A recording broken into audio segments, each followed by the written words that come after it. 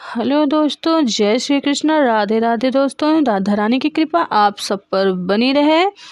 स्वागत है एक बार फिर से हमारे YouTube चैनल में। अभी तक हमने दूसरे अध्याय के श्लोक नंबर 22 में से श्लोक नंबर 40 तक हमने सुना। अब हम श्लोक नंबर 41 सुनेंगे अर्थ सहित। व्यवसायात्मिका बुद्धिरेके कुरुनंदन बहुशाखाह्यनन्ताश्च बुद्धयो अव्यवसायिनाम। हे अर्जुन, इस कर्म योग में निश्चय आत्मिका बुद्धि एक ही होती है, किंतु अस्थिर विचार वाले विवेकहीन सकाम मनुष्यों की बुद्धियां निश्चय ही बहुत भेदों वाली और अनंत होती हैं। यामिमां पुष्पितां वाचं प्रवदन्ति विपश्चिता वेदवादरतः पार्थ नान्यदास्तीति वादिनः। काम्यात्मान स्वर्गपरा जन्म कर्म फलप्रदां क्रिया विशेष बहुलां भोगैश्वर्यगतिं प्रति भोगैश्वर्य प्रसक्तानां तयापहृत चेतसां व्यवसायात्मिका बुद्धि समाधो न विधीयते।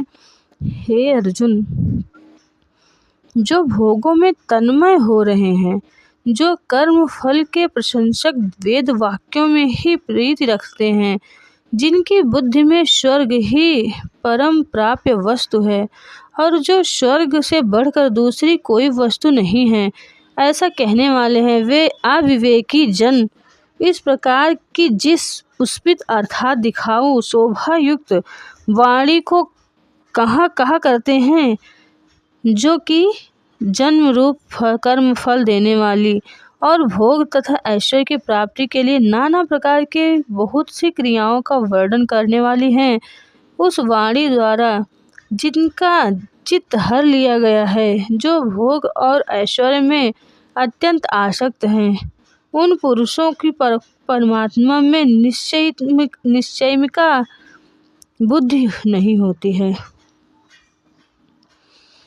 त्रैगुण्या विषया वेदा निस्त्रैगुण्यो भवार्जुन। निर्द्वंद्वो नित्य सत्वस्थो निर्योगम क्षेमात्मवान्।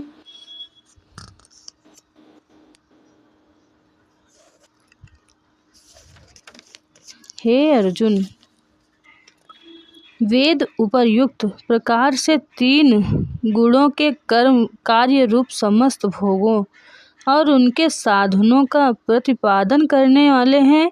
इसीलिए तू उन भोगों और उनके साधनों में आसक्तिहीन, हर्ष शोक आदि द्वंद्वों से रहित नित्य वस्तु परमात्मा में स्थित योग क्षेम को न चाहने वाले और स्वाधीन अंतःकरण वाला हो।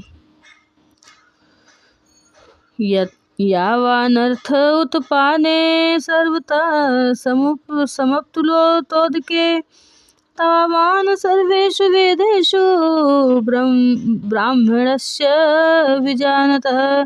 सब ओर से परिपूर्ण जलाशय के प्राप्त हो जाने पर छोटे जलाशय में मनुष्य का जितना प्रयोजन रहता है, ब्रह्म को तत्व से जानने वाले ब्राह्मण का समस्त वेदों में उतना ही प्रयोजन रहता है। कर्मण्येवाधिकारस्ते मा फलेषु कदाचन मा कर्म फल हेतुर्भूर्मा ते संगो अस्त्वा कर्मणि। तेरा कर्म करने का ही अधिकार है, उनके फलों को कभी नहीं। इसलिए तू कर्मों के फल का हेतु मत हो तथा तेरी कर्म न करने में भी आसक्ति न हो।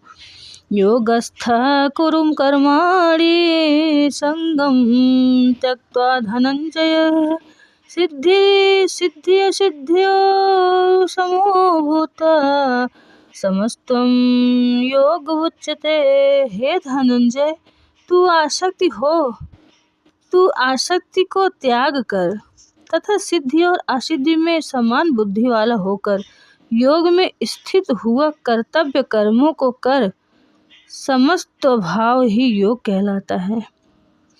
दूरेण ह्यवरं कर्म बुद्धिर्योगात् धनंजयः बुद्धौ शरणं च कृपणाः फलहेतवः।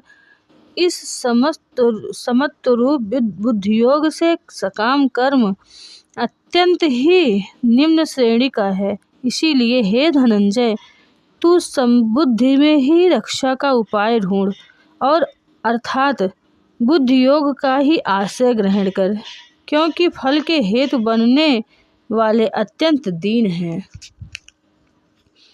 बुद्धिर्यो जहाति है उभे सुकृत दुष्कृते तस्माद्योगाय युज्यस्य योगः कर्मसु कौशलम। समबुद्धि युक्त पुरुष पुण्य और पाप दोनों को इसी लोक में त्याग देता है, अर्थात उनसे मुक्त हो जाता है। इससे तू फल सम स्वरूप योग में लग जा। यह समत्व रूप योग ही कर्मों में कुशलता है, अर्थात कर्म बंधन से छूटने का उपाय है। कर्मजं बुद्धियुक्ता हि फलं त्यक्त्वा मनीषिणः जन्म बंधन विनिर्मुक्ता पादम गच्छन् त्यक्त नाम्यम। क्योंकि समबुद्धि से युक्त ज्ञानी